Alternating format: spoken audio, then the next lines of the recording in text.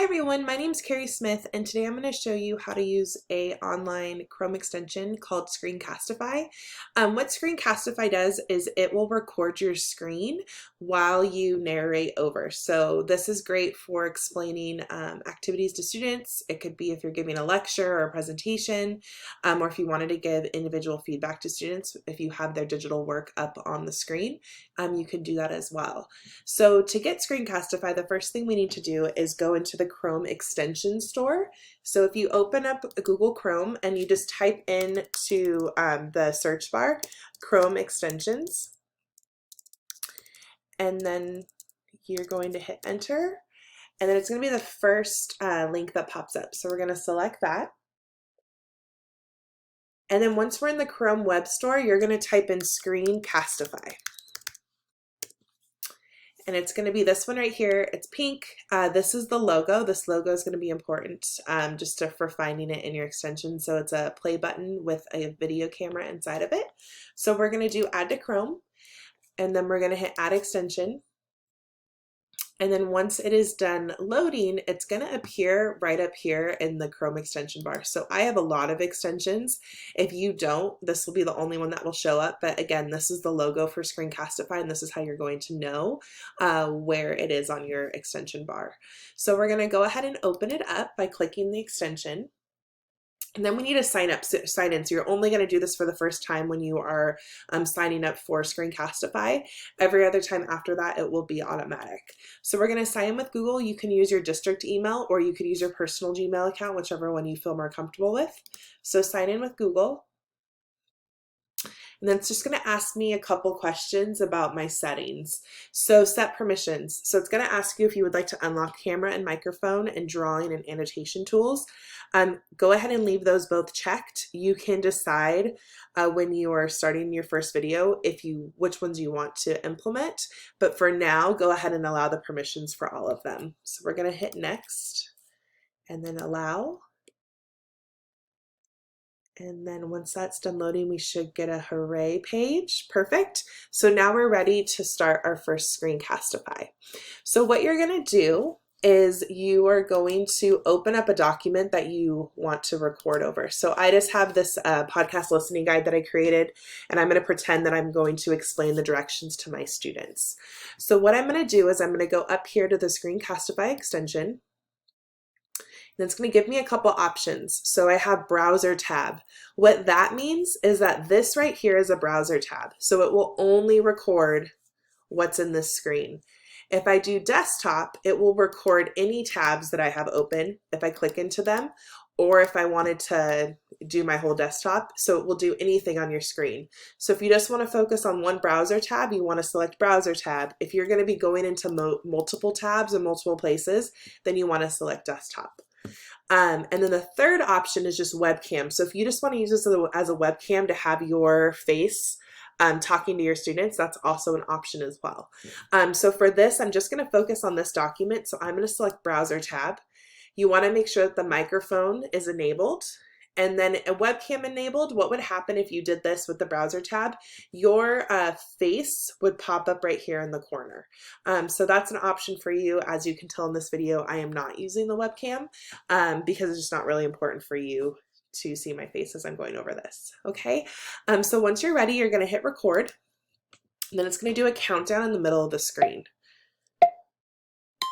So now it's recording my voice and my video. So it's recording everything on this screen. So if this was a assignment I wanted my students to do and I just wanted to explain the directions, it could be something like, hi students, today you're going to listen to a podcast. I've given you 3 options right here. I want you to highlight whichever option you've chose to listen to, and then you're going to go through the different activities. The first activity is you're going to find your top 5. These are the things that stuck out to you, important details or facts. Then I want you to find out what is the topic of the podcast, who is the speaker, and what was the purpose of them creating this podcast. So that gives you an idea of kind of how it would be for directions for the students. I just want to point out down here too, your different options. So this is your toolbar. So the pointer. So as you can see, when I use the clicker, it does a red circle. So that just helps students know when you're talking about something where exactly they should be looking. So this allows you to have the circle to remove the circle. I would keep the circle on. Then you have the annotation tool. And what the annotation tool does is it just allows you to write on your document. So if you wanted to, again, have them focus somewhere, you could circle it. If you wanted to annotate something with them, you could do that as well. I use this a lot when I'm going over writing with my students and I want to show them the areas that they can improve on. I'll use the annotation tool. Next, you have an eraser. So if you need to erase anything, you can do that as well. And then this would be if you wanted to open up that webcam that we talked about earlier as well. Okay, so when you're done and you're happy with your video, what you're going to do is you're going to hit the pause button. What the pause button allows you to do is that, let's say you're talking and this is like a lecture and you're going through something and you're kind of just getting short of breath or you're starting to lose your train of thought. You hit the pause button, you can gather yourself, and then you can hit play, and then your video will just continue recording. If you're done recording, then you want to hit the stop button, and it's going to open up a new tab, and this will be your video page. Okay, so I suggest that when you're doing this the first time, you do the show me around, but I'm going to show you around right now. So I'm going to skip the tour. So this right here is a preview of your video. So if you hit the play button, you're going to hear my video. So now it's recording my voice in my video. So it's recording everything on the screen. So this was a assignment I wanted my students to do, and I will just, okay, so you can hear my talk. You can see my mouse moving. So your video is done. Over here is how you share it. So right here is copy shareable link. So if you want to share this with Google Classroom, if you wanted to share it in an email, you would just copy shareable link, and then you could copy and paste that into Google Classroom, to an email, to a remind message, whatever you need to get this out. Other options here are you can share it directly to Google Classroom, or you could publish it to YouTube. Or you could download it directly to your computer. But I would just stick with the copy shareable link. And then if you're comfortable enough to do share with Google or to Classroom, you could do that as well.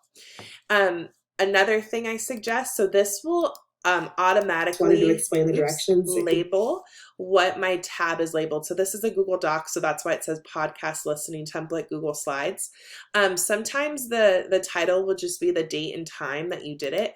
So I highly suggest that you make sure that the title is something that you'll remember what it is. So I'm going to rename this podcast template directions.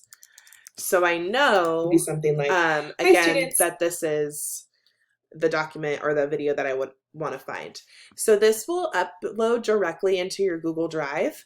So if I go over to my Google Drive and I go to, so see how that just changed really quick? So podcast template directions, it saves automatically to your Google Drive. So if you need to go back and find it later, it's going to be in your Google Drive, which is another reason why it's really important to make sure that you label it correctly. Another place for you to find all your videos or your recordings, if you go over here to my recordings, this will show you all of the videos or recordings that you've done with Screencastify. So you can see like some of mine say Untitled March 12, 2020. Well, I don't know what that is because I didn't title it. So just make sure that you use the title. It will definitely help you. You can also get to the recording spot when you hit the extension up here. If you go right here, it will take you right to this page as well by hitting my recordings. So that is Screencastify. If you have any questions, my information is linked on the last slide of the slide deck, and I'm gonna also link a couple other just extras, but this is the basics for Google or for Screencastify. Thank you.